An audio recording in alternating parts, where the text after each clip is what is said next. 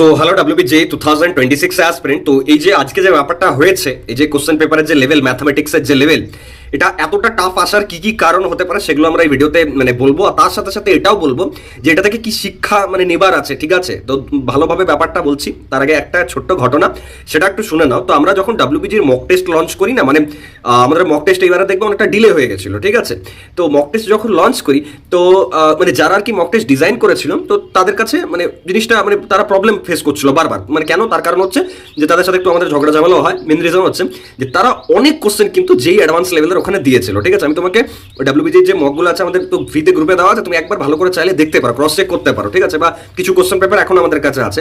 তো ওখানে না প্রচুর কোশ্চেন এরকম যেই অ্যাডভান্স লেভেলের দেওয়া ছিল। তো সেই নিয়ে একটু ঝগড়া ঝামেলা, যারা আমাদের র্যাঙ্কার আছে তারাও বলেছে যে দাদা এতটা টাফ আর কি হয় না ডাব্লিউবিজিতে, একটা মডারেট লেভেল থাকে, ইজি টু মডারেট লেভেল, এতটা ডিফিকাল্ট আমরা জানি যেই অ্যাডভান্সেই শুধু আসে। তো সেটা নিয়ে একটা প্রবলেম বা কনফ্লিক্ট হয়েছিল। কিন্তু আমি আজকে যখন কোশ্চেন পেপারটা শুনছি যে এই লেভেলের গেছে, যেই অ্যাডভান্স লেভেলে, তখন আমি ভাবছি যে আরে এটা কিভাবে পসিবল হতে পারে। তাহলে যারা বানিয়েছে তাহলে তাদেরকে তো থ্যাংক ইউ বলা উচিত।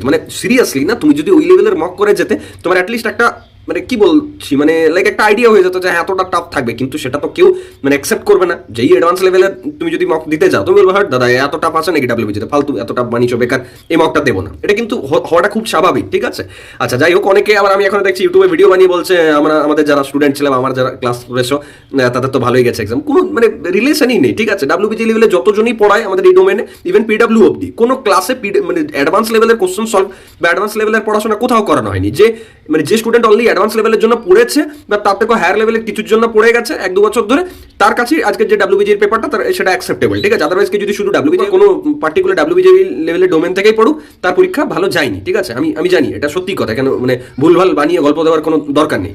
এবার হ্যাঁ, ব্যাপারটা হচ্ছে নতুন গভর্নমেন্ট এসছে, তার একটা কিছু তো টুইস্ট থাকবে। তার সাথে সাথেও আমরা দেখলাম যে কোশ্চেন পেপার লিকের ঝামেলা হয়েছে নিটে, সেটার একটা এফেক্ট পড়েছে এদিকে, আমি যা বুঝতে পারছি।